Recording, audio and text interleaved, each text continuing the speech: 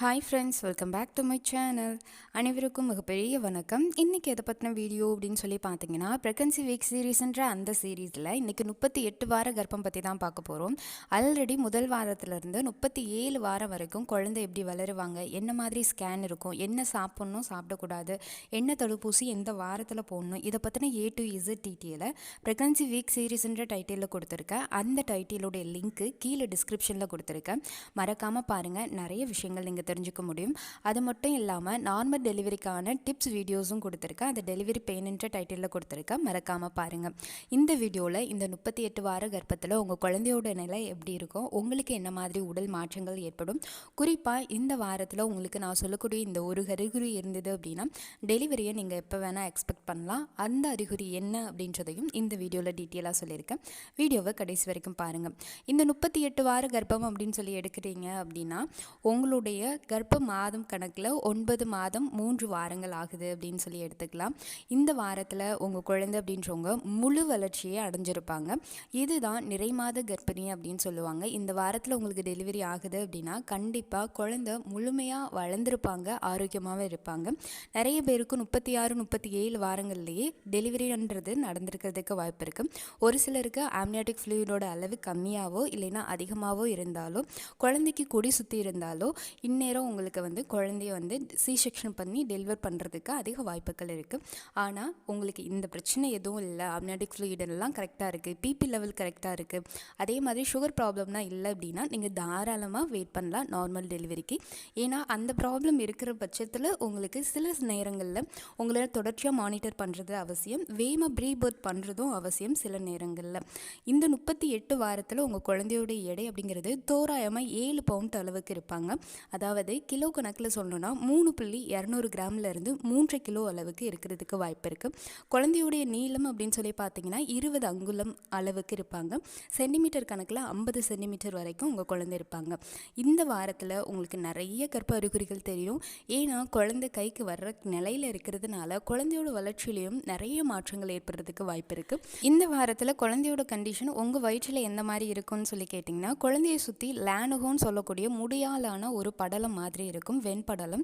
இந்த படலம் அப்படிங்கிறது குழந்தை ஆம்னியாட்டிக் ஃப்ளூயிடில் சுவாசிக்கிறதுக்கு ஏற்ற மாதிரி குழந்தைக்கு எதுவும் நோய் தொற்று ஏற்படாத வண்ணம் இருக்கிறதுக்காக இயற்கையாகவே குழந்தைக்கு உருவாகக்கூடிய ஒரு அந்த மேல் லேயர் அப்படிங்கிறது இது கரெக்டாக அந்த டெலிவரி ஆகிறதுக்கு முன்னாடி கொஞ்சம் கொஞ்சமாக உதிர ஆரம்பிச்சிருக்கும். இந்த வாரத்தில் கட்டாயம் உங்கள் குழந்தைய சுற்றி இருக்கக்கூடிய அந்த முடி எல்லாமே நல்லாவே உதிர ஆரம்பிச்சிருக்கும்.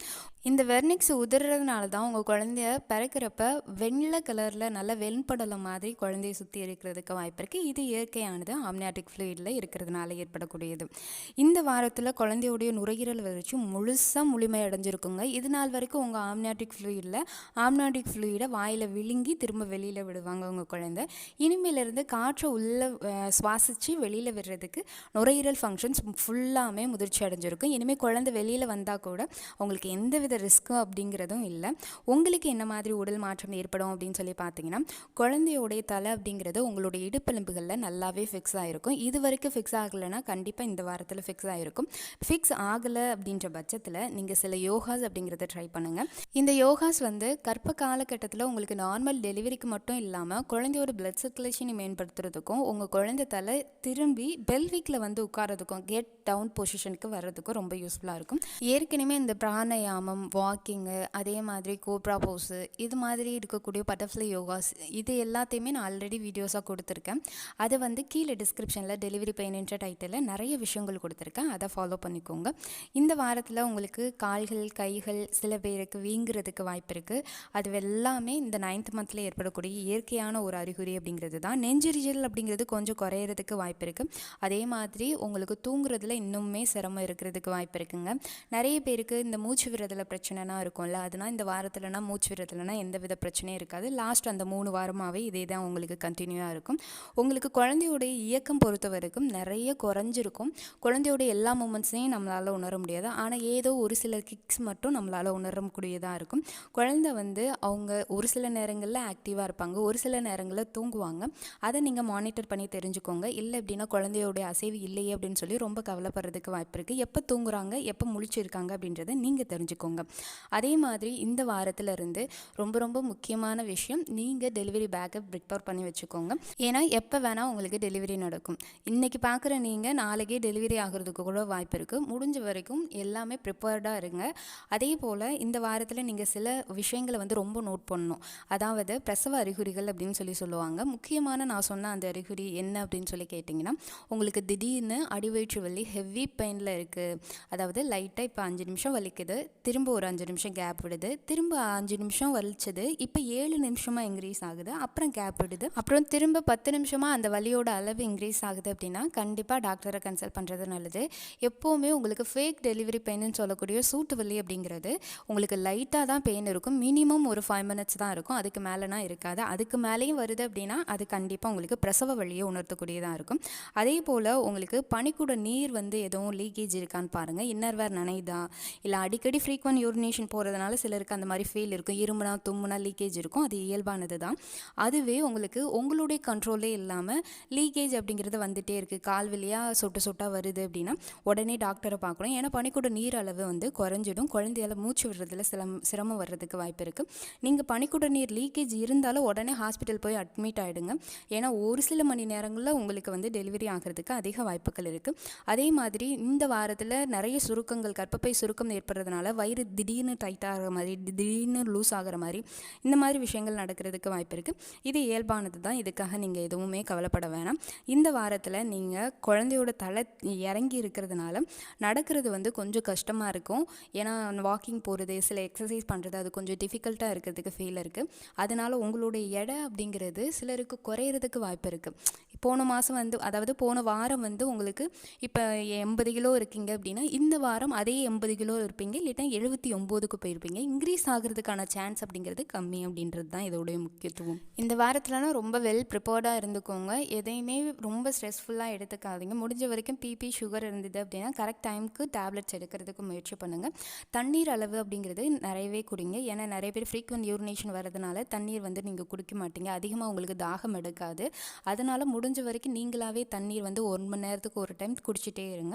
அதே போல் டெலிவரி பேக் எல்லாமே ப்ரிப்பேர் பண்ணி வச்சுக்கோங்க. உங்களுக்கு இந்த மாதத்தில் ஒய்டி சார்ஜ் அதிகமாக இருக்கிறதுக்கு வாய்ப்பு இருக்குது. ஏன்னா டெலிவரி எக்ஸ்பெக்ட் பண்ணுறதுனால உங்கள் சளி மாதிரி திரவம் வர்றதுக்கு வாய்ப்பு இருக்குது. சளி மாதிரி திரவத்தோடு உங்களுக்கு ரெட்டிஷ் வந்து, அதாவது பிளட்டு கலந்து வந்ததுன்னா அப்போவும் டாக்டரை பார்க்கணும். ஏன்னா அதுவும் ஒரு முக்கியமான பிரசவ அறிகுறி. இது எல்லாமே நீங்கள் நோட் பண்ணிகிட்டே இருங்க. ஏன்னா இனிமேலேருந்து கண்டிப்பாக உங்களுக்கு இருக்கக்கூடிய முதல் முக்கிய வேலை அப்படிங்கிறது உங்களுக்கு உடம்புல வரக்கூடிய சிம்டம்ஸை நோட் பண்ணுறது தான். எப்போ வேணால் குழந்தை உங்கள் கைக்கு வரலாம். இன்றைக்கி இந்த வீடியோ பார்த்துட்ருக்க நீங்கள் நாளைக்கு உங்கள் குழந்தையோடு இந்த நேரத்தில் உட்காந்துட்ருக்கிறதுக்கு வாய்ப்பு இருக்குது. அதனால் முடிஞ்ச வரைக்கும் சிம்டம்ஸ் எல்லாமே நல்லாவே தெளிவாக பார்த்துட்டே இருங்க. அதே போல் உங்களுக்கு மார்பக காம்புகள்லேருந்து லீக்கேஜ் ஏற்படுறதுக்கு வாய்ப்பு இருக்குது.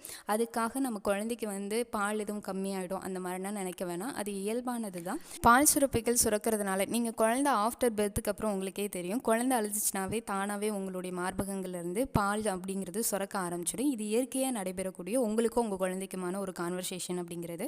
அதுக்காக தான் பால் சுரப்பிகள் தூண்டப்படுறதுனால உங்களுக்கு இயற்கையாகவே அந்த லீக்கேஜ் இருக்கிறதுக்கு இயல்பானது தான். முடிஞ்ச வரைக்கும் ஹெல்த்தியாக இருங்க, ரொம்ப ஸ்ட்ரெஸ் எடுக்காதீங்க. கர்ப்பத்தை நினச்சி, அதாவது டெலிவரி நினச்சி ரொம்ப பயப்படாதீங்க. நான் ஆல்ரெடி சுகப்பிரசவம் எப்படி நடக்கும், என்ன மாதிரி வலி வரும் அப்படின்றது ஸ்டெப் பை ஸ்டெப்பாக நான் கொடுத்துருக்கேன். அது கீழே டிஸ்கிரிப்ஷனில் டெலிவரி பெயின்ன்ற அந்த டைட்டில் பாருங்கள், நிறைய விஷயங்கள் நீங்கள் தெரிஞ்சுக்க முடியும்.